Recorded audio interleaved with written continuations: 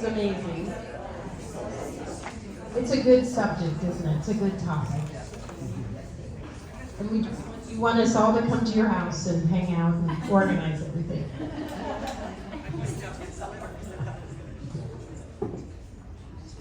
Someday we're going to figure out these microphones. So, okay. Well, thank you all for being here. Oh my goodness, this is somebody. We need lots of pictures, Tracy.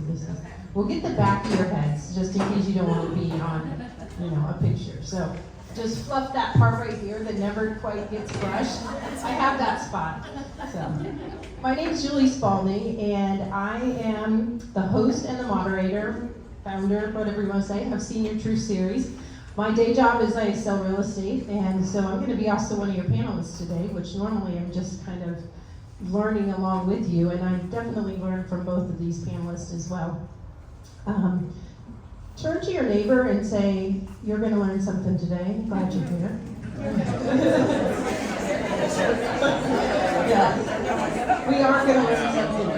And it's going to be something that you can use yourself or something that you can pass on to a friend.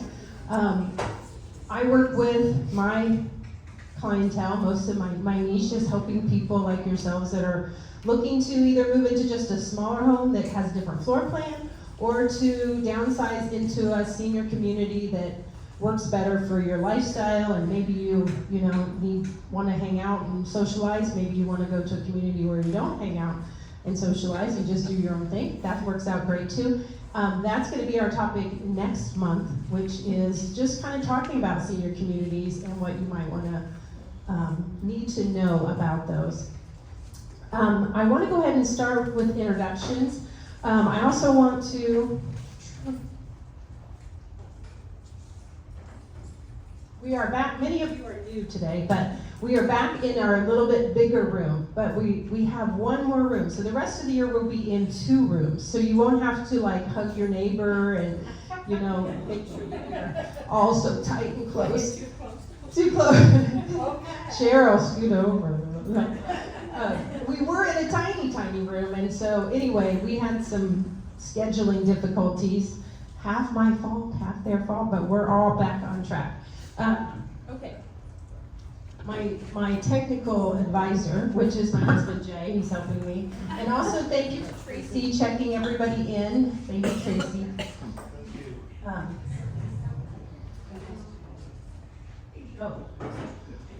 Page down, got it, okay. So many of you probably found us through a friend or a family member. This is our website, seniortruthseries.com. I've been working on getting it set up so that the videos will be on there. It's in the past events, and you'll start to see very unedited videos. So I apologize, but I'm going to improve on that. And then just a little bit of a blog post. So if you have some friends that didn't get to come, they can go and listen to, I still have last month's to put up, but can listen to the seminar. And again, it's pretty raw footage, so just, hit fast forward through some of it. We're also on Facebook and LinkedIn, so that's another great place to find out where we are. One of the reasons that we can put these monthly seminars on, this is our 19th seminar, and some of you have been here almost 19 times. So I appreciate all of you supporting us from the very beginning when we pretty much sat in a circle and just talked. And then this year we have education partners that have joined, other people who are interested in, they're in the business of working with older adults, but they have a heart and want to help you through that process. And throughout the year, you've heard several of them talk. Last month we had Fairway Mortgage talk. We've had senior helpers talk a little bit, a couple times. And because of these people, we can continue to put these on for free and offer these for you and your family. So I want you to appreciate them. They're in the back of the room, and they come every month and support. And if you have any questions on finances or some senior communities, the Alzheimer's Association, finances, that kind of thing, we're here to answer any of those questions. So please see them at the end of end of the session if you have any questions. All right, I think we're ready to get started. I think that's enough housekeeping stuff. Oh, the Alzheimer's Association is new to us, so I appreciate them being here and being a part of this. Hey, we are here. I hope you're here for this, downsizing, rightsizing. If you're not, Tracy will take you down the hall and we'll work out. If you're supposed to be out there working out and you're here, yeah, that's probably what I would do. I'm like, oh, I want to just check out this class over here. So let me introduce you, or actually I'm going to let them introduce themselves first, and I'll be the last one, but our panelists for this month's seminar. Cooper and I have known each other for the last 18 months, and why don't you go ahead and introduce yourself, tell us why you kind of got started in this field, and absolutely. Thank you. Hello everybody. Okay, my name is Cooper. I am the founder of New Leaf Move Management Solutions. I'll give you a quick background. I'm originally from Wichita, Kansas. Try that. Let's try this one. Maybe turn one off. All right, this should work. Okay, so I'm from Wichita. I was born and raised around hospice. It's a family business, so I've been around hospice since I was 5 years old. And so, you know, summers after high school, even a couple internships or summers during college, and then after college I worked there for a few years. But then I decided, you know what, I want to get out of Wichita. I don't know if you've ever been there. It's a nice place, but it's not Kansas City, you know, especially for a young man.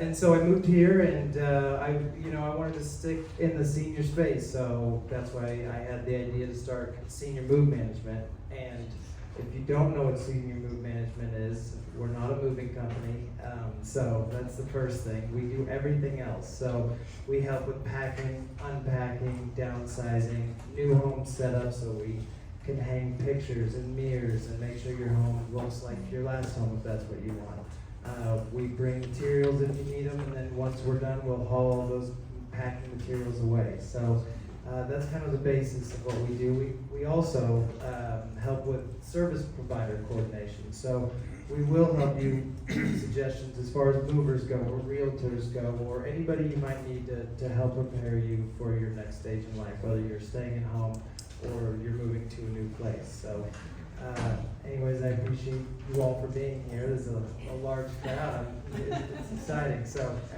nice to meet you, and I appreciate it.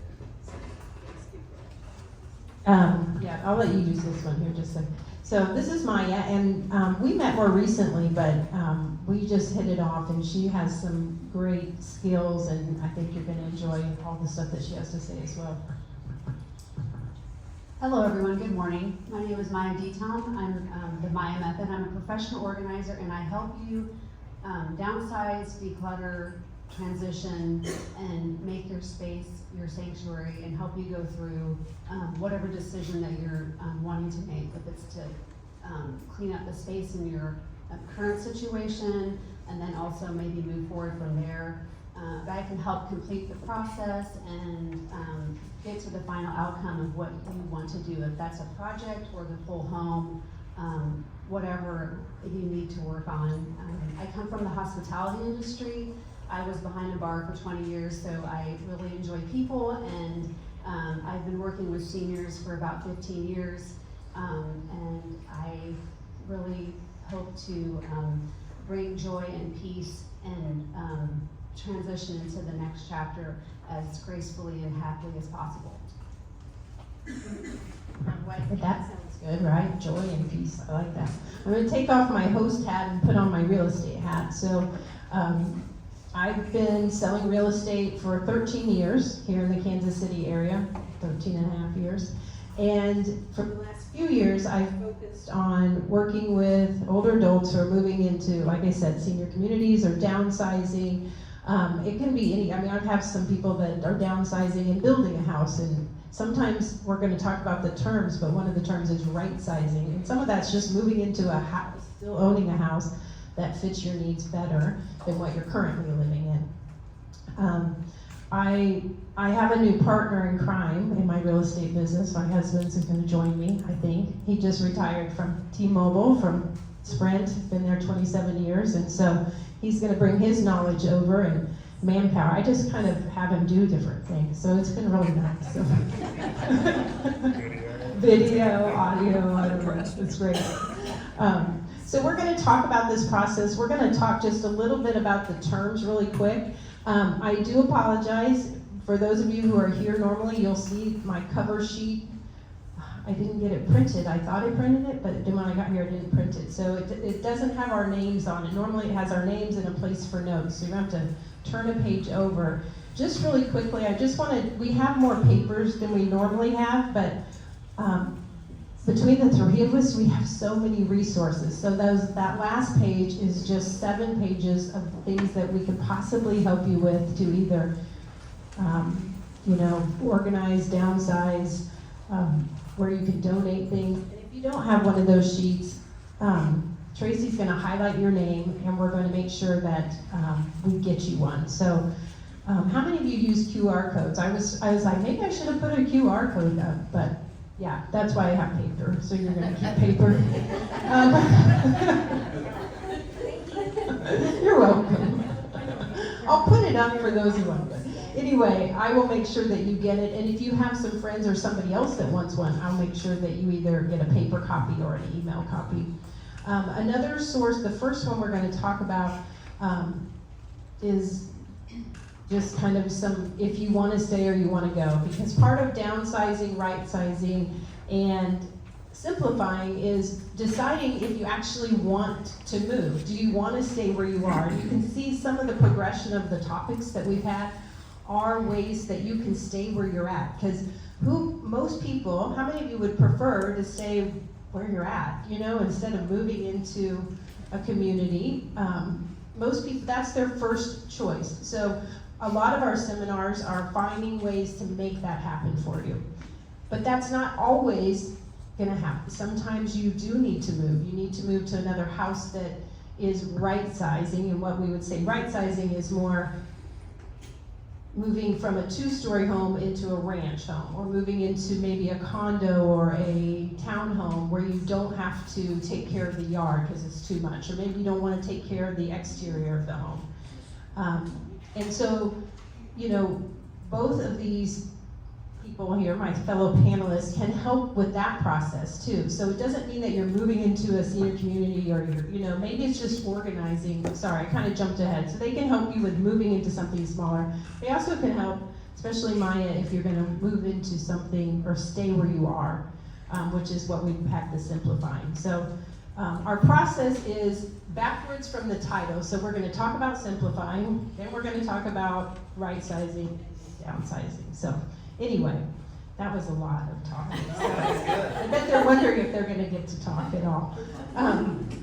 So Cooper, you gave me that kind of self-assessment. Do you want to talk about that? Just Is that on there? I don't have it in front of me. So, actually, can I borrow yours really quick? Sure. When we grow fast, I'm not quite. Yeah. So this is just kind of some questions you can ask yourself if you want to move or not, because that's your first decision to make. Yeah, just like she said. So this is just a little sheet I put together if you want to just go through it when you can, and then at the end you'll see the results, and it'll give you an idea of if should I stay or should I go. So I have it lifestyle and independence. So like she said, is your house becoming too hard to maintain? Is the yard work or just general maintenance becoming too stressful, or are you hiring everything out? As simple as changing light bulbs. I mean, those are things that need to be considered because there's costs that go along with all of that. And social connection, kids are moving away these days. They're not staying in the same town. So, you may not have that family as close to you as past generations. So maybe that's something you want to consider. Because at these communities, you can find a community. You can find people with similar interests, and it may help with some loneliness if that's what you're feeling. the financial considerations, it's not cheap to live in these communities. I mean, I'm sure most of you know, but it's fairly expensive. So maybe selling your home would help with that, with paying for some of those costs that are just going to accumulate as you get older. And then of course your emotional well-being. Are you feeling weighed down by the stuff in your home? Because it certainly can. If you feel like you're stuck with all these belongings for whatever reason, it makes it difficult to make that decision, to make the next move sometimes. And so that's why we're here to help with that. But, and then lastly, if something happens, to you and, something unfortunate, your family has to take over control, do you want to leave them with all the things in your house for that next step, So those are things to consider too, because, your adult children, I'm sure most of them would be very happy to help with that, but, maybe they're not available, or maybe they just aren't able to as well. So anyways, you can kind of go through this, and at the end, you can kind of see where your answers lie, and maybe that'll help make that next decision, make that first step, so. Thank you. So Maya, if you kind of go through this and you're looking at things and you say, I think I'm gonna stay here. Maybe I need some extra help. Maybe I need some connect Dave to come in and help with some of the maintenance stuff, or maybe I'm gonna have senior helpers come in and they're gonna do a couple things, or you have ways that you want to stay there, but you still have a lot of stuff that you want to go through. This is where Maya can come in, and so just tell us a little bit about your process and some of the ways that you can help people if they decide to stay in their home.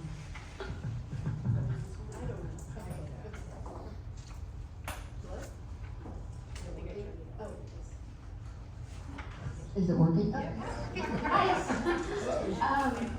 Mainly people hear about me or think about a professional organizer because you have tried to go through rooms or tried to downsize or try to decide how you want to use a space, and it just is overwhelmed.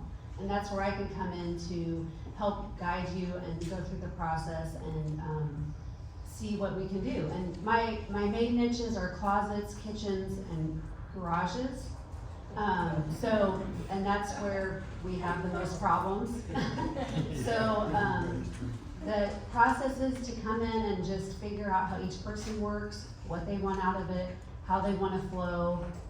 As we age, as we know, things change in our bodies, and so what could make it easier to use your space, use your home, even in a kitchen, where you use the most stuff. I call it the best real estate is where it's from your chest down to your knees, so you don't have to bend and you don't have to go up on stairs, as an example. So all the stuff should be put in the kitchen in that real estate space as what you use every day.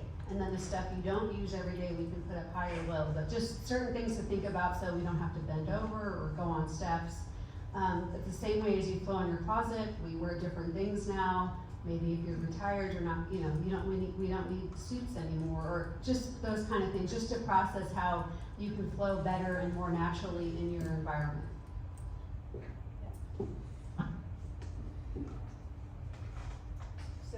In real estate, I do a lot of consultations with people that are trying to decide. And so if people decide that they want to stay in their home a little bit longer, because it's a long process. I don't know if any of you have been thinking about it or thinking about it in the future, but sometimes it's rare. Cooper gets these people that are like, okay, I'm ready to go. It's usually people that are thinking about it for a year, 2 years, 3 years, just kind of like, what do I need to do? Just kind of percolating in the back, right? And so, even as a real estate agent, my job is to provide you with some resources if you want to stay, to how you can make that more successful. And I know Cooper's talked about, just safety as far as when we do kind of a pre-call and just how, important it is to have things out of the way. And I know, did you have some of those? Yeah, I do. I have some, every falls are a big risk, and I hold it like this. I just feel like it makes you hear me better. Okay. And the truth is, after one fall, you know, it's up to 50% of. Try I'm sorry. that other one. Yeah, let's try this one. Hello, there we go. Okay. Some things stay consistent in life, and this is one of them. This is a consistent problem. We've got we're really more for karaoke, so if anybody wants to break out in song, that's really good. But yeah, the leading, or falls are the leading cause of injury among seniors, and if that happens, 50% of seniors that have a significant fall, never return to an independent lifestyle. So that's something that needs to be considered, especially if you're aging in place. So there'll be, you know, rugs, runners, or cords that go across the room, or just general clutter that can get in the way, you know, or steps, or whatever it might be, or if you don't have grab bars, or whatever it is. So, I mean, if we can avoid that at all costs, that's the most important thing, because quality of life just goes down if you have a fall that's significant. So yeah. No, that's good. I think we know that, and we've kind of had that discussion with some of our previous panelists, and we just kind of keep touching on that, of ways to stay safe as much as possible. I wanted to show you just a few of the things that, can you see this? This is kind of a before and after picture. Tell us kind of what your process is, like, especially you had mentioned some of the stuff for the kitchen, but what are some of the other things that you like to do to keep it safer, and then also so no one's reaching up high and doing this kind of thing? Like I mentioned before, to organize a space, unfortunately, you have to make a big mess and then put it back. So that's why it's fun to do it with somebody, because the reason why kitchens or closets or garages don't get done a lot of times is because you have to pull everything out and like discuss and decide what you're gonna do with it. Are you keeping it, donating it, trashing it, recycling it, shredding it, all those fun things. So in this example, so of course she wanted to do the whole kitchen, and so we pulled everything out. She just had twins.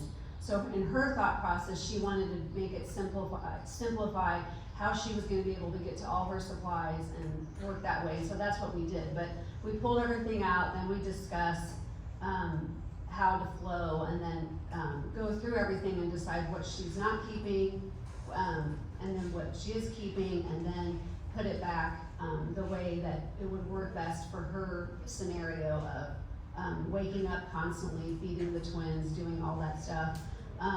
Putting everything on, like I said, the real estate is from your chest to your knees. The real estate is where you want everything that's the most valuable use for yourself. So the first couple drawers and the first cabinet. And then we put everything back, and then I will go ahead and, as long as it's not like a huge item, I just go ahead and take it to donation. I have several places I do take stuff to, but if you have a specific place, or if there's a lot of things, we can have, like, I'll help you set up that it comes and gets picked up. And then I have shredding places.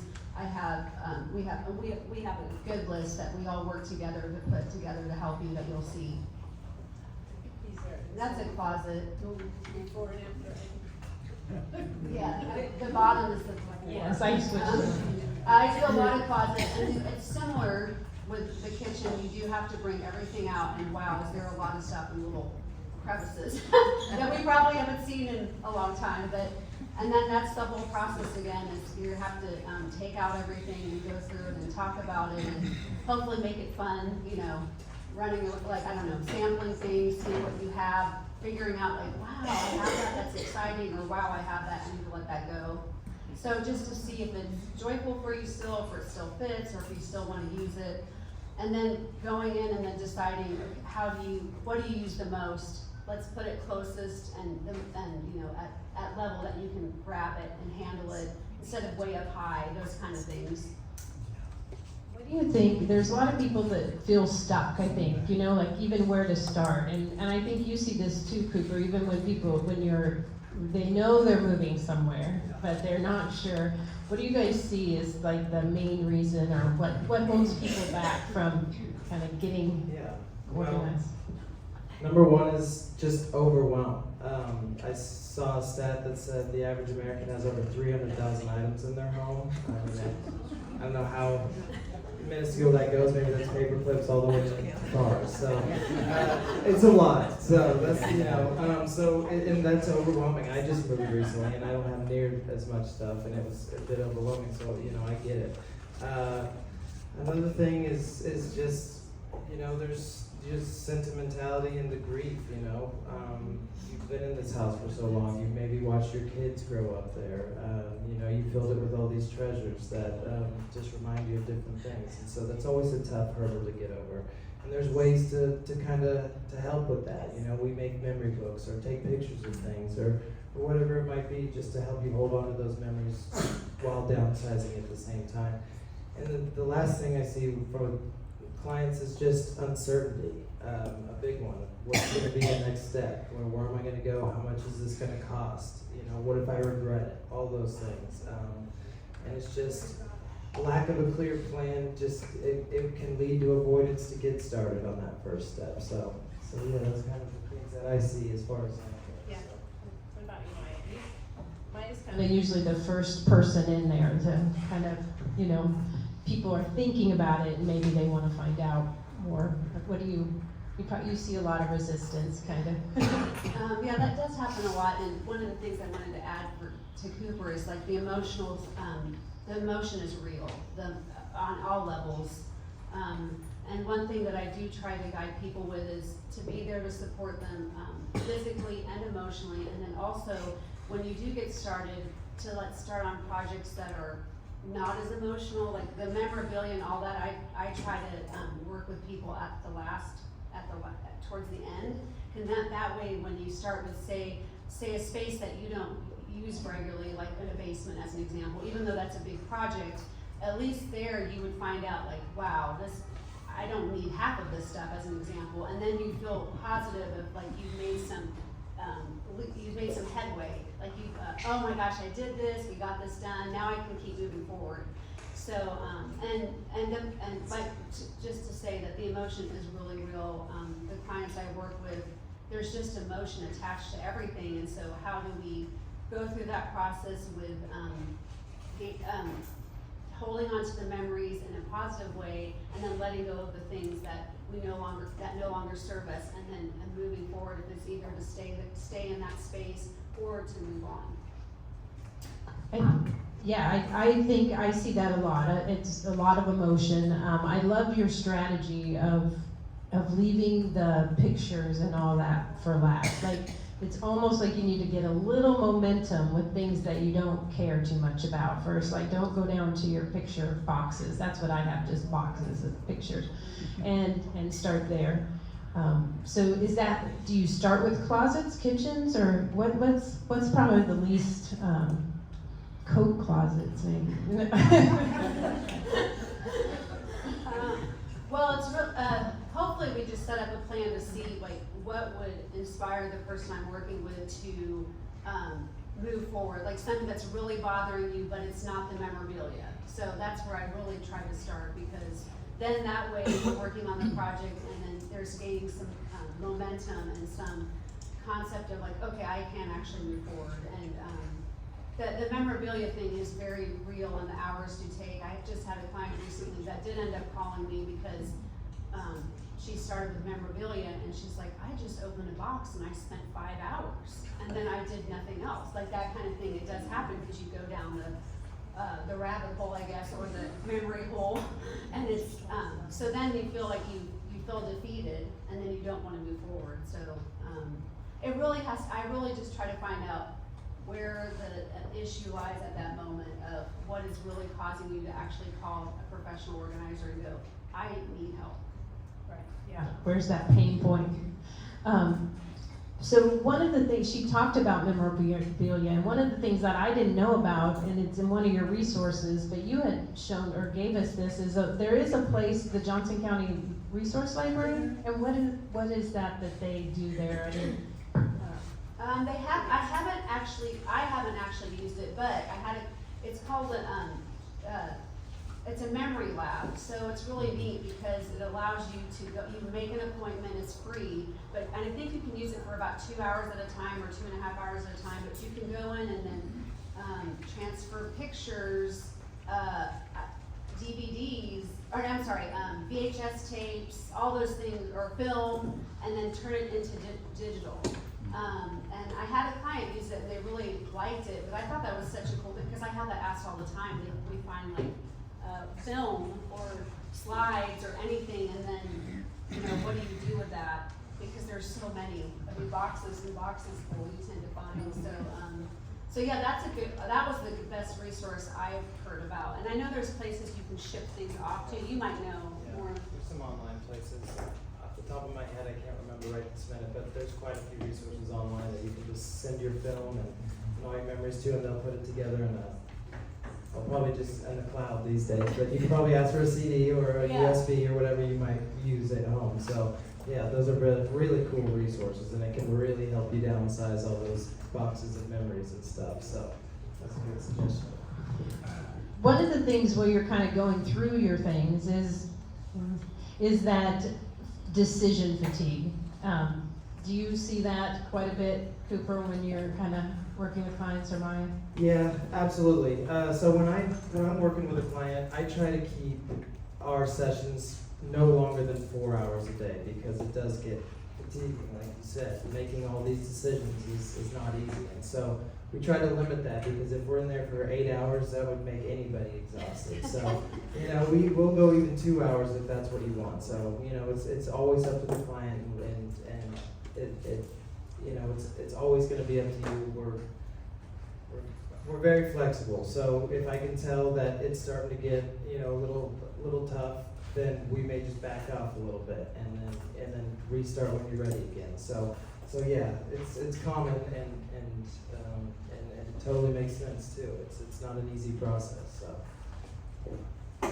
Would you kind of have similar 2 to 4 hours, but you kind of like to get a little momentum going sometimes, or? Yeah, I agree with the 2 to 4 hours. I think going under 2 hours, then you don't get to see any results, but 2 to 4 hours is what I consider to be an average time. Now, if you're under duress and there's like a time crunch, then of course, you know, we have to move accordingly. But I would say the 2 to 4 hours, and you know, and then assess how you feel. When the kids were younger, and I still do this, but just in my mind, I actually don't. So I have set a timer, but I called it the 12-minute pickup. I'm like, we're setting a timer for 12 minutes or 7 minutes or some weird number. And we would just get started, and it's amazing what you can, number one, get done in a pretty quick period of time, but also sometimes once you get going, then you get a little momentum and you can finish one thing, you know, but sometimes you just have to set yourself a timer for a short period of time and just do what you can do in that period and feel good about it. So most of the stuff we've kind of talked about is stuff if you're gonna stay. You decide you wanted to stay, maybe you wanna organize some stuff and, you know, get rid of some things and donate some things. We have, like I said, 7 pages of donation things. Places that you can take items. But maybe you've decided that you are going to move. Maybe you're going to move to a smaller home. Maybe you're going to move to something that has something on the first floor. Maybe you're going to move into a senior community. I have a process, and I think it works kind of with what both of these people, what Cooper and Maya also kind of do. And I find that this works well if we can do it. Like, this is an ideal situation, but this is my process that I try to take people through. And the first one is to call someone, ideally, to, you know, talk about the real estate transaction. Maybe you're gonna sell your home. So, like, let's just talk about it. Maybe we need to talk to Cooper about the move management, or maybe we talk to Maya, maybe just to come in and help get things organized and do that kind of thing. So bring someone in to at least discuss it with you. Anybody will talk about it. Doesn't mean you have to hire somebody. You might talk to a few people, but a real estate transaction, at when you're older, you know, when you're younger and you're having kids and you maybe get a bigger house, or you get your first house and then you get a larger house because you need a few more bedrooms, and you're accumulating things, and you're also kind of on this excitement of kind of feel like it's going up a hill. But then you get to a point where you need to start getting rid of some stuff, or you're moving for different situations. Maybe something has happened health-wise, or maybe you're just ready for something smaller, and that can be exciting too. But it's a little bit of a different emotional process when you're selling a home that you've been in for 20, 30, 40 years. It's a lot different than knowing that you're moving into a bigger home. You know, you're just a different direction in life. And so you just have to know that it's important to work with, in my opinion, a real estate agent that understands what this process looks like, because it's not just putting your house on the market. There's so much more that's involved, you know, in that whole process. So this is why I kind of have this downsizing process. And the first thing is to talk to someone that works in that field. And then the rest of these are kind of knowing that you know where you're gonna go. If you don't know where you're gonna go, you can still talk to somebody, but we need to figure out where you want to go before we even do steps 2 through 10, because you know, we don't wanna start this whole process and then you're like, oh, the place I wanna go to has a 18-month waiting list, right? These senior communities, they're just not like, you just don't walk in and get a spot. I mean, there may be a few, but most of them are not like that. Most of the time, you need to kind of get on a waiting list. And then, as far as I know, if you're not ready when your name comes up, they'll just bump you down the list a little bit. And so, you know, you don't have to, you can pass on that option.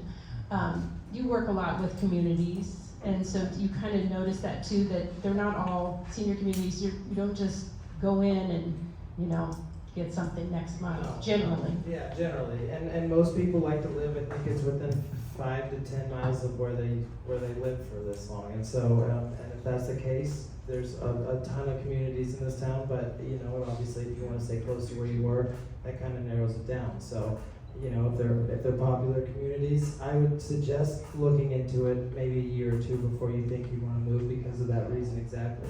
There may be a long list of people waiting to get in, and that can take over a year sometimes.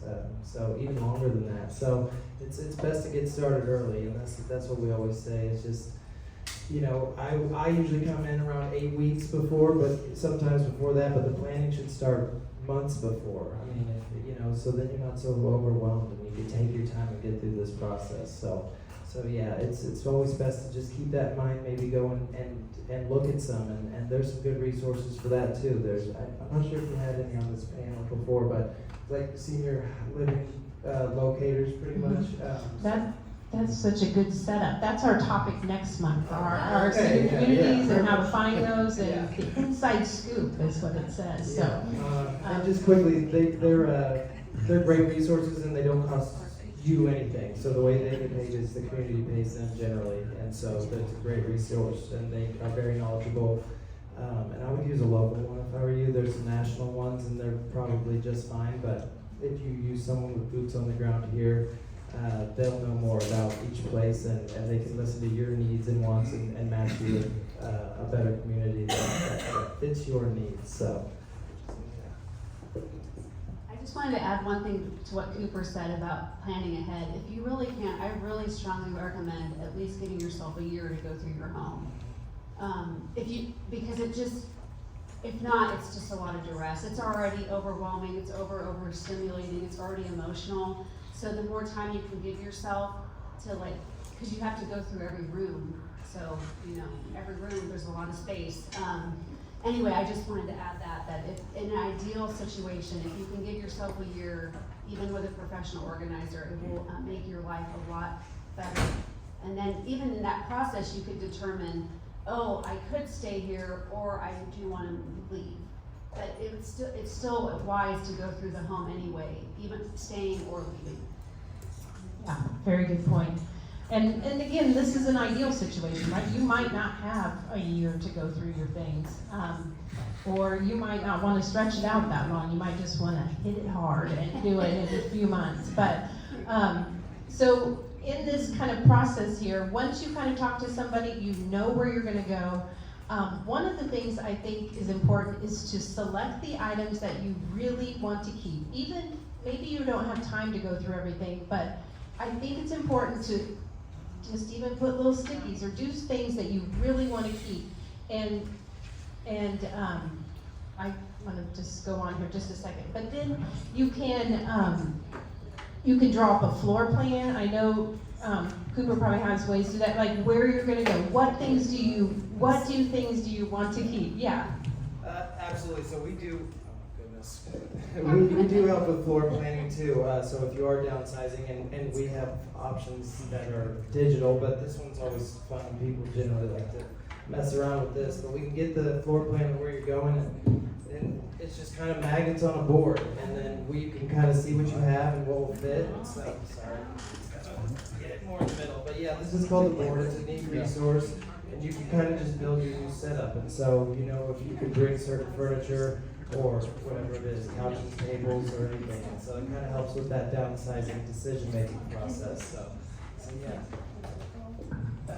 And then once you know what you're going to take, then you can start kind of going through this decluttering process, which Maya's kind of talked about. Just bring the things that you really love, that really give you joy, that you really need, and just kind of, it can save you money not moving things that you really don't need or really don't fit. So having someone, or you know, even yourself, just drawing up a plan where you're going to move and what you can take. Because sometimes if we have a large house, you don't even realize how big your furniture is until you get it into a smaller space, and then you're like, holy moly, that is a big couch. And so, or you start measuring, you know, and so sometimes people just have to get new things, or, you know, I don't know if anybody likes selling things on Marketplace, but sometimes that can be good, sometimes that's a hassle. But so once we're kind of decide you're going to move, you pick the things that you want, that you've selected, that you want to keep. Then it's, I can help you with a moving company, but like Cooper's got a lot more resources than that as far as, you know, what moving companies can, you know, move you distances. Some of you might be moving to a different city to be with your kids or something like that. So there's a lot of different types of moving companies. What do you know, who do you use for like long distances? Yeah, so it just depends. If you're staying here in Kansas City, there's some great local ones I work with. ITH Moving is a great one. They work with seniors. My Camera Moving is a good one. I don't want to leave anybody out. We've used the Dudes before. They're actually really good. And then if you're leaving, you know, if you're leaving Kansas City, moving somewhere else, we like Wheaton Beacons, and there's a few of the more national truck lines that are good for that. So yeah, and I'll usually give you a list during the consultation of 3 or 4 movers that I like. I generally have you make the call, and I'm happy to, but then you can kind of get a feel for them, and then I can set up a consultation with them with as many moving companies as you want. So if you have one in mind that you want, that's great. If not, we can have multiple companies come through and give you guys estimates. So it's really up to you. It's about half and half. Usually by the time they call me, they've already made that decision. We're moving, that first tough decision. So sometimes they'll have a moving company. If so, that's great. We'll work with them, and if not, I'll give you all the resources you need. So yeah. You do some of that too. You don't you? Or kind of Yeah. prefer to? Yeah, well, no, I do it, and a lot of times it happens organically where I've started in a home, working on a project here or there, and then they call me back, and then it's like time passes, because some of my clients I've had for several years, some, you know, it's just a small project or whatever, but then it turns into, oh, you know what, I've decided we want to move. And so then I will help go through that process of resources and going through the house and packing, and then helping decide, you know, moving companies, et cetera, where to get packing material. But finding somebody like Cooper is that example. We provide moving materials, so I bring as much as you need. So after the consultation, and I guess I can kind of walk you through how it works. You know, we show up for a free consultation, we walk around the house with you, ask questions, usually take videos, and then we go back home and we put together an estimate and kind of a plan that we think would work for you, and then you make the decision from there.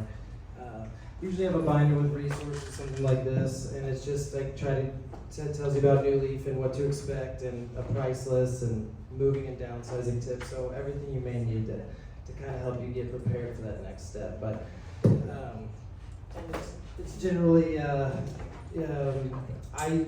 average, I usually get, it's about 8 weeks out, but I had one recently, a whole house. This lady lived in this house for 40 years. We packed the whole thing and got her moved in 2 days. So, it was, originally we were scheduled for 5 days. She called me and she's like, you know what, I kind of changed my mind. And she's like, can you get it done in 2? I was like, if you need that, we'll get it done. And we did. And so, but she was in a position, and she kind of hit on it earlier, where she already had a new house, but didn't have to sell her former home first. So that obviously, that opens up the possibilities, because she was able to leave things behind. So she went around and kind of marked everything that was going to the new place with sticky notes, different colors, what's staying, what's going. So that made the process much easier for such a tight move.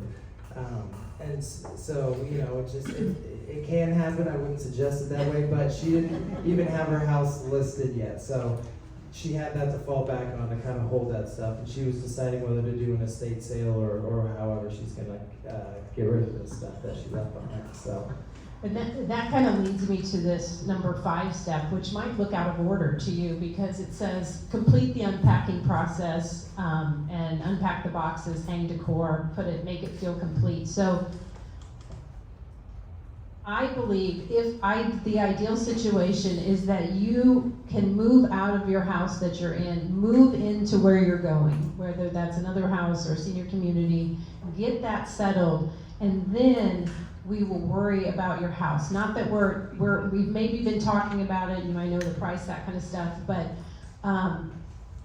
let's get it organized and how you want it, make sure you have everything, and then let's figure out what to do with the rest of your stuff. It could take an extra month, so you know, something like that might take, just to make sure. Maybe you're gonna have an estate sale, maybe you're gonna have just donations, or however you're gonna do that. But that would work the best, and a lot of times people have that situation that works for them, because it just alleviates so much stress. You're in a situation where you're not living with boxes, you're in a place that, you know, you've set up, it's ready to go, and it just makes the whole process a lot easier. And then after that happens, we can, you know, do steps 7, 8, and 9, which is get your house on the market, list it, and, you know, do the closing, all that kind of stuff. So I come in at the beginning and I help kind of negotiate and work all this together, and then I'm gonna come in at the end and help you make sure that we get it sold and that kind of thing. So it's a little different process than just saying, let's put your house on the market. Oh, we got an offer in 2 weeks, and now, you know, what are we gonna do with all your stuff? And they really wanna move fast, it's a really good price, but they wanna move in 3 weeks because they wanna get in before school starts, and you know, and then you're just stressed out, and it's just, it causes a lot of, we can make it happen, like Cooper was saying, but it's a lot more stress. So let's see here, I know I have some notes. Any last things you guys want to say before we have questions? So I know a lot of people maybe have never heard of move management. Has anybody heard of move management before Cooper came in? Where you? So I don't think it's new, but it's just not as well known. But they kind of coordinate. I mean, professional organizers, you've heard of that process, but move management's a little bit different. Yep, and that's been a struggle. Even some of my best friends, I still have to remind them exactly what a move manager is. You know, so it is. I mean, as far as professions go, it is fairly new. I think they first started popping up in the 80s, 90s, and then now it's kind of exploded. Our association is called NASM, which is actually a great resource. National Association of Senior Move Managers.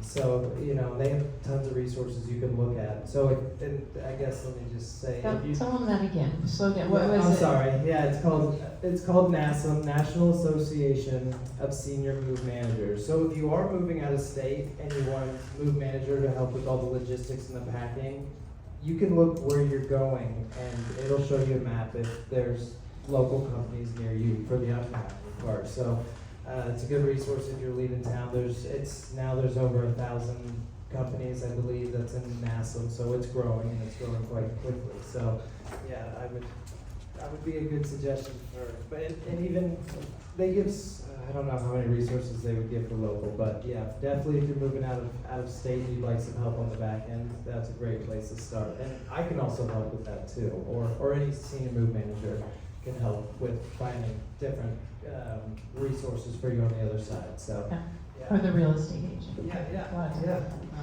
Some real estate agents don't even know what move management is. Right. Well, let's ask some questions because we have some time here and we'd be happy to ask anybody. Anybody have a question as of yet? They did such a good job. Yes, Sharon. So I don't have kids, but I'm hearing all my friends say that their kids and their adult grandkids don't want any of their china, their linens, even when you say boxes of pictures, they'll say, oh, I'm not gonna do anything with that. So how do you overcome that? That's an emotion, number one. And it could be a stressful thing for someone with 3 or 4 kids, or even myself, because I do have nieces and nephews in the area that, oh, I want, grandma had this, I want you to have it. And how do you, I guess you don't overcome it. If they don't want it, they don't want it. But how do you help us as seniors? Yeah, that's, well, I have found that the best way is, being with the person is to let them tell the story or share what the memory is or give the experience of that. And it really causes relief. I've done it so many times, and for me it's so enlightening too, because I get to learn so much about people that it just is amazing, and learn from seniors that inspires me to even be a better person. But that seems to be the best way, is it's allowed to say the story. I feel like there's this fear that you won't be able to say your story one more time, so to give that. Now the pictures, that is really hard. If somebody doesn't want pictures, typically, I just kind of say, if you have the time, go through the pictures. You don't want to just keep it for yourself to your next move. The other stuff, it is true, the children don't want stuff, and I read an article that, I don't know if this makes anybody feel better, but it has to do with the idea that they don't like to stay in one place, so they want the ability to move, and the more stuff you have, the more stuff you have to move. So it's like this it's a different mindset where the older generation, bought a house, you stayed in the city, you worked, you had the same job, or that ideal has just changed, and so they want to be up, they want to be able to get up and go. So I don't know if that helps at all, but it's just, I look at it as if you can donate those items and then it'll make somebody else happy, that they can get it, that even if you're donating it to a thrift store or whatever, somebody's gonna buy it, and somebody that actually wants it will get it for themselves. And maybe create art out of it, or maybe it's not just because they want to play, but maybe they'll, if they're into mosaic or something, they'll create some cool art piece out of it or something. Yeah, I do think there's a lot more thrifting going on. Somehow they don't want our stuff, but they'll thrift other people. I don't know. We literally have 5 couches. It's ridiculous in our basement. Because we got different ones for upstairs, and so the girl said, yeah, I'll take that. There are 2 of them. I'll take one. Well, where are they now? Still in my basement. And they're like, well, I think my roommate's gonna bring one. And then, I don't know if it goes with my other chair. I'm like, oh my gosh. And then we brought one home from college last week, so now we have 5. Anyway, so I'm just bringing them over to your house. Right? All right. I would suggest what you mentioned with the Johnson County Library, what they're building. What I did with a lot of my pictures and my parents' pictures and so forth was scan them. And then give them thumb drives, my kids thumb drives, who told me they didn't want all these pictures, but their spouses love them. Because it takes them back in time to what, you know, they never experienced with it. But then now still I find out my kids look at it, because I'll talk about them. Even their old soccer pictures. How And did stuff. you do that? What did you do? Yeah, Well, did you have a resource or how did you? Well, legacy is when you could send them in, if you have tapes and stuff that, and there's some local places too, but you can just box up and in boxes send, tapes to legacy. I have a scanner, so I just scan my own. It's not terribly expensive to get a picture scanner. I bought an Epson photo scanner. It's little, it's about this big, and it does about, I don't know, 40 pictures in a minute. Yeah, they're really fast. So you can just load them in and it just scans. How's the quality? Good. Very good, very good. Yeah, Epson. Yeah. So But it's a specific photo scanner, not a flat mat or. okay, photos. Yeah, that's what I use, and it's. Amazon Prime Day is just over, but I bet you. Yes, I'm just curious, do you charge by the hour, the month, the year? for scanning pictures. Yeah. For your services? Yeah, for we downsizing? charge hourly per person that's there, so, you know, like that one we had the other, a month or two ago where it was a 2-day move of the whole house. I brought a team of 5 of us over 2 days, so it's just per hour, per person, and then we bill at the end. Generally I won't even ask for anything up front, except for if it is a large house with a bunch of stuff, sometimes I'll have a small deposit for materials if you need them. And if you have boxes and stuff, that's okay too. We use as much as stuff as you have before we get into other stuff too. But yeah, it's just purely hourly. There's some things that may be a little bit different, like we have to take the junk and stuff away from people. We do take stuff to donation places as part of our services. It's just in Kansas City to go to the dump, it's a whole deal. There's like nowhere to throw anything away that's close or convenient. And then so, unless you're a resident of whichever one you go to, it usually costs $40, $50. So that will be a little bit different, but it's pretty straightforward, and we just send the bill at the end of the job. Unless the client wants to be billed maybe halfway through, or just to kind of keep an idea of where they're at as far as costs go. But I try to remind everybody, here's where we are, this is the amount of hours that we've worked, and so yeah. Do you figure out about approximately how many hours it might take, or do you have no way of? Well, okay, that is tough. There's multiple factors: the size of the house, you know, the amount of things inside of it, and then as well as the ability to make decisions from the homeowner, and that can take up a lot of time too. So it's. Does the homeowner help you pack, or you say? No, not as "You far wanna as keep packing. this?" Yeah, Like, as far as yes, the yes, decision-making yes. process Okay. goes, yeah. You know, it's just, it's hard to give you a number I for that know, reason. I know. And like, if it's a full house, we're doing the whole pack and everything, it could take up to 30, sometimes 40 hours. But generally, it's not that much, especially if the client is actually doing a little bit of the work too, which they don't have to. Sometimes I'll leave a little bit of homework, and it's usually pretty simple things, like maybe mark stuff with sticky notes, different colors, so that stuff that you know you want to bring, or cabinets that you know you want us to pack. So things like that make the process go quicker. And like I said, you don't have to do anything. You can sit there and enjoy your TV show or whatever you like doing, and we'll do it all. But One of the things that I don't mind packing. For some reason, my brain's good with packing. Unpacking, I freeze. Like, I just cannot do it. I don't know. But both of them do unpack and put things away. So I would love that. Like, I think I could pack things up, but I need someone to put away my kitchen. So even if it's in the wrong spot, I'll move it later, but at least it's out of the box, so. yeah, that's where we can work together as a team, and we talked about that before, because if we are doing the unpacking, I'm sure she's better at doing the kitchen than I am, and the closets and stuff, and so I can start hanging things and putting stuff on the walls and doing more general handyman stuff. Nothing too difficult, but we have hung TVs before we try not to. Yeah. It just makes me a little bit nervous. They're fine. I haven't heard anything from anybody yet. So we try to keep it pretty simple. If not, we'll refer you to a handyman or something like that. Or Connect, actually, is a great resource. Yeah. Yeah, so I'm sure you've heard about that, but yeah. So, are the people that you work with, that come in and you talk about a lot of it, all the time has to do with, the homeowner and what their process is and making decisions.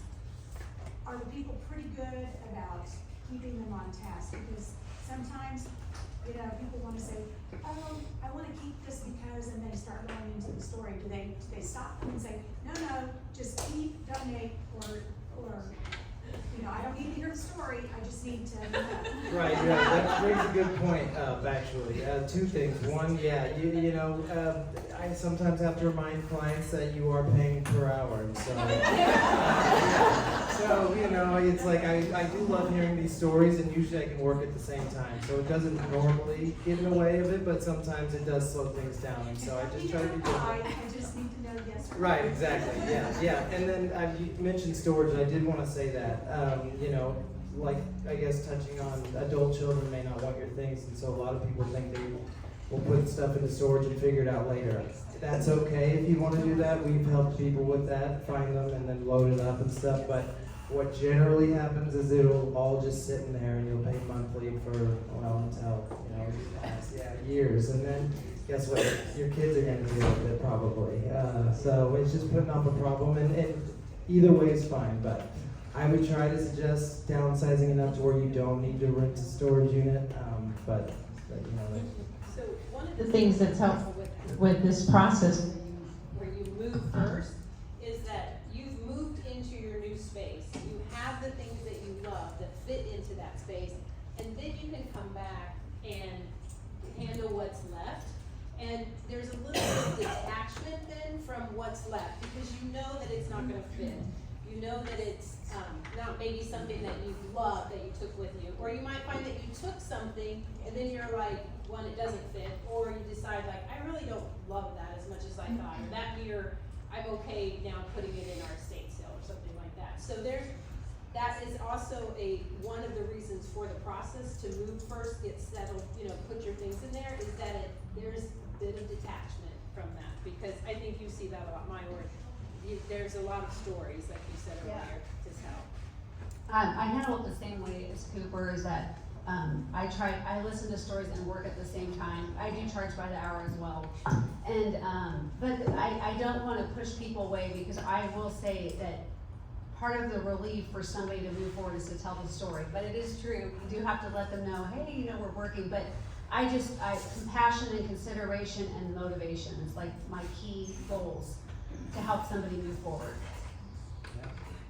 We had a small kitchen fire where they took everything out of the main floor because of smoke, and everything. When things came back, there are still some boxes that haven't been unpacked, and I wanna just toss them. I wanna just get rid of them, but I was clear that there's something in there that might be a security risk. Like, it's got something in there that is an identity risk or something. Is there a way that you guys can just say, if I say, I just want this box out of here because if there's anything in there that I need, I've already replaced it, I haven't seen it in forever, I've already replaced it. Is there a safe way to get rid of the box and not even think about it, not even go through it? Yeah, there are. there's shredding, so like Pro Shred is really good. There's a lot of the community centers will have like a shred day. A lot of times, the city will have a shred day. So if you think it's papers and those kind of things, now if it's items, again, you could just donate. But if it's papers, I'm sure one of us would help you get it to Pro Shred or whatever, or we can look up and we can, pass out times when things are shredded and that kind of thing. But that's really your safest way to deal with some of those. And there's also an electronics day where people will take your electronics. I know we have some computers that we think we need to clear first, and But Jay's retired now, so he's gonna do that, right? It's on his list. There is a place you can take electronics down at I-35 in Lamar. Yeah. Okay. And You East have they're, to clear them first, like take all this.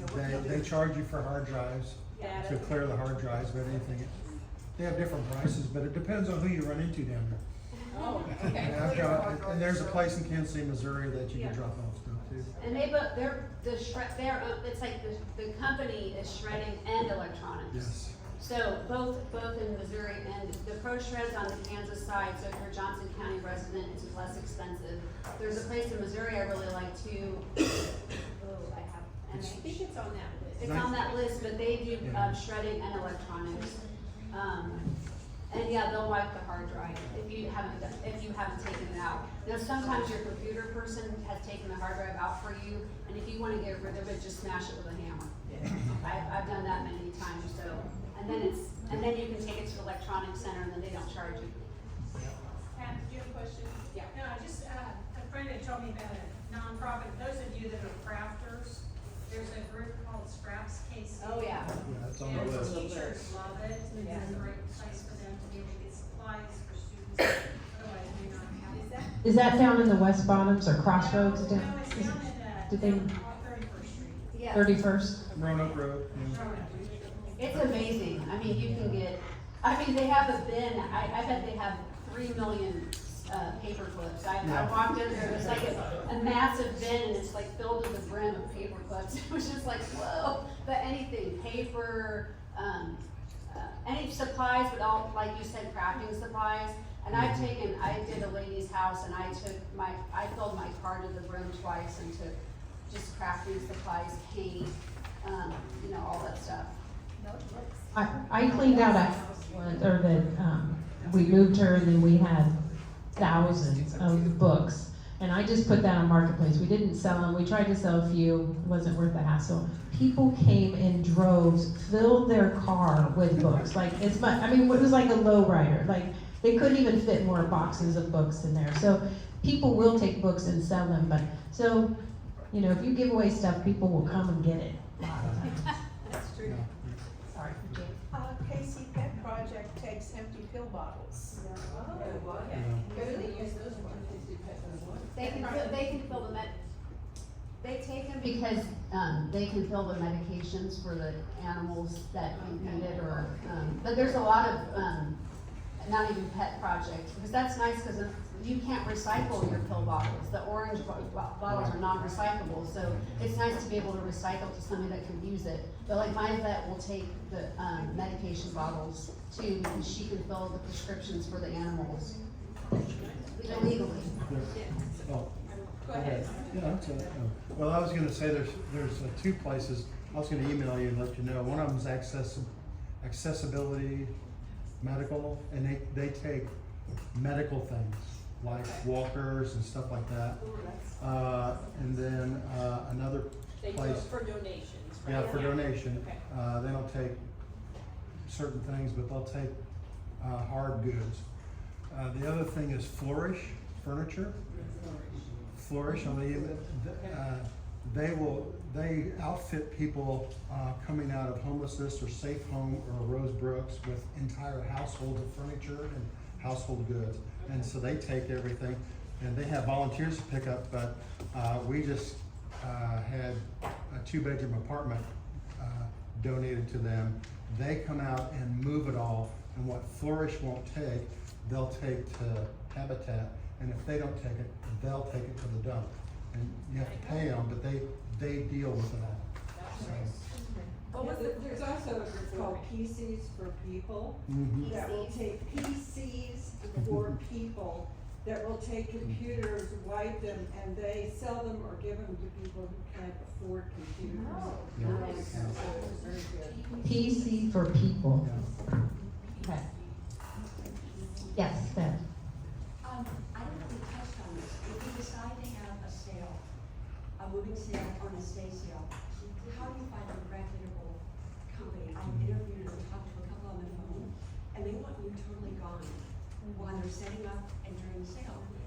Relative, things might be valuable, could be jewelry, could be, how do you know you've got, they're gonna itemize every item and be reputable? Yeah, and a lot of them don't itemize it. It's a bit of faith, a little bit, but a lot of them have good reviews online, referrals. Some of it, I mean, we probably, between the three of us, probably could give you a couple of names too, but there depends on the size of your home and how many items that you have. You know, they take 50+% usually of the proceeds, so you know it's tough to make some money on some of those, but they don't want you there. None of them want you there. So while they're getting it ready and all of that, so you know, some of them will even pay up front for some more expensive things or things they'll put online. But yeah, it's a tough one. That's a little bit harder. Yeah, so we can talk about that, or we can give you some ideas. Yeah, absolutely.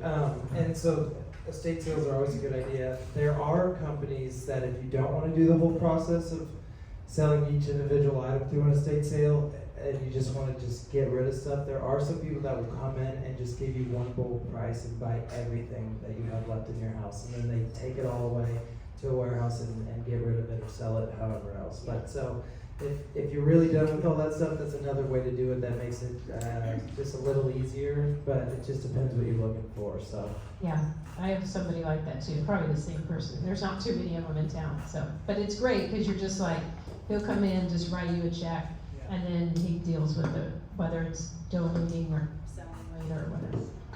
And one thing I wanted to add about the estate sale is that they are usually booked out between a month or 3 months out, so that can't be a last minute option either. The other option is, and the main reason why they want you out is because of the emotional connection to it. And what will happen is if people stay, all of a sudden it's like, oh wait, I want to keep that. You know, you go, it's like you'll go back and go, oh no, I want that. But the other thing is, I use an auction guy out in Gardner called Ron Stricker Auction. And then they will come in. Estate sale people are unique too on how they like their process. They have different formats of like what they want. So it is worth getting like 2 or 3 interviews, because you might not have what they want, or you don't have a good vibe and that kind of thing. So they come in and they assess, okay, once you've decided, okay, this stuff is staying, I'm not taking it with me, they'll assess, okay, does this work in my flow? Because it's not just about furniture, it's about all, the knickknacks actually sell more than the furniture. You know, then the auction, he will come in and he'll take everything with him to his location. So he'll clean out the stuff he wants, and it goes all the way to, he does an auction twice a month, on Monday nights. Yeah. So there are different ways to, and it's about timing too. But so I want to tell you about the 1 to 3 months, because if you're in the crunch time of moving, that's probably not going to be an option. Yeah, if I've come in and people, I didn't anyway, and they say, well, we want to have an estate sale in a couple of weeks. It does not happen like that at all. So. yeah, that's a good point. I just remembered. I think it may not be in the resource list, but some of you may have heard of them before. But Brown Button Estate Sales is a really good one. I think it's one of the more well-known ones in Kansas City. And when I've talked to them, it's usually a month or 3 months out. So yeah, it's just, I would start making those calls if that's what you want to do early. So yeah, it's Brown Button. So. Yeah, they are good. They like bigger. They like bigger estates to sell. But I do have a couple smaller ones. But okay, so let's get back to the fun stuff. So if you are new, and you probably saw it when you registered, I do offer a $10 gift card. So make sure you fill out your form, because that's how I'm going to get it to you. If you brought a friend that's new, make sure you fill that out so that I can get you your gift card. I'd like to bribe you so that you come back and you bring more friends, see how this is working. It's working great. My other bribe is that this is a way for education partners to talk. So Teresa, can you come up here? So each month we give away a basket. One of the education partners puts this together, and we have all your names in here, and we're going to draw for that. But first of all, she's just going to tell us a little bit about Connect Home Management and what they do.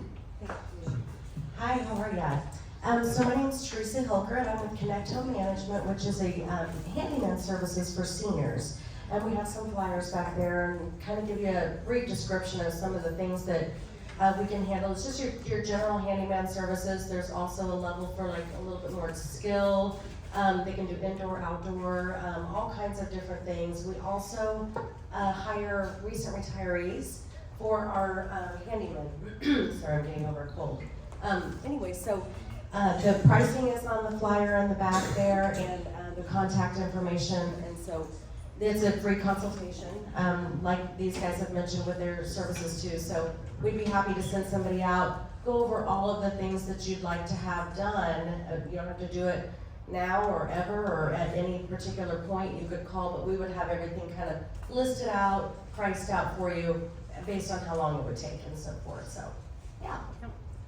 All right, well, if you have any questions for her, she'll be in the back. We also have senior helpers back there, Santa Marta, Lee Smith, what? Oh, excuse me. And Fairway, or Free State Advisor. So visit our education partner. Okay, let's see who gets this beautiful, this basket's amazing. Yeah.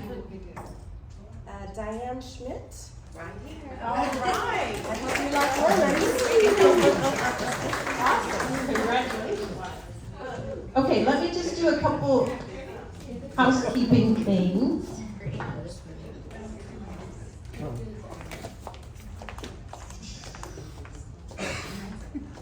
Okay, our next seminar is on August 27th. It's the fourth Wednesday of the month. It will be here.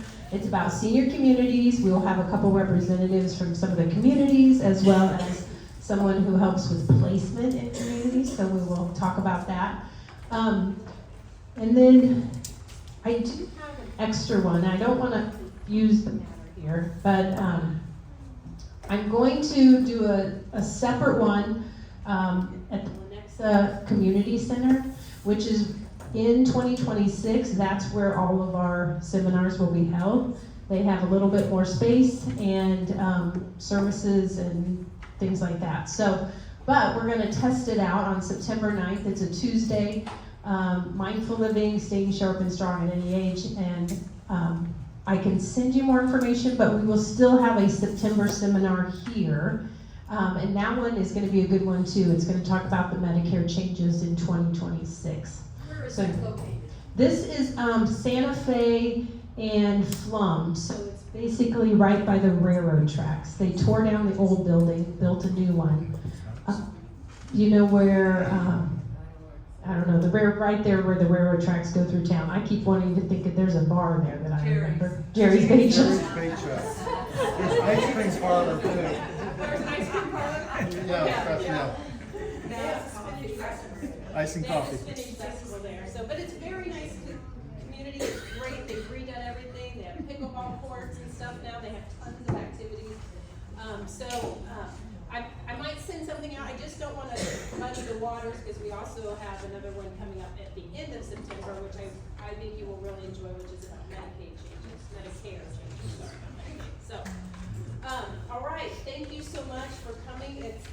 Next month, we will be back in our old space where we have more space to kind of spread out.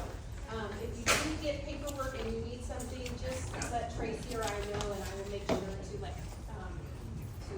get that to you. And I apologize if you didn't have a place to write. And we'll all stick around, so if you have any questions. Anyway, thanks again. We'll see you next time.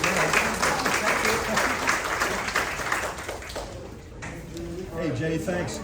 Yeah. Thanks for helping. Yeah, thank you. It's the least I could do. Yep.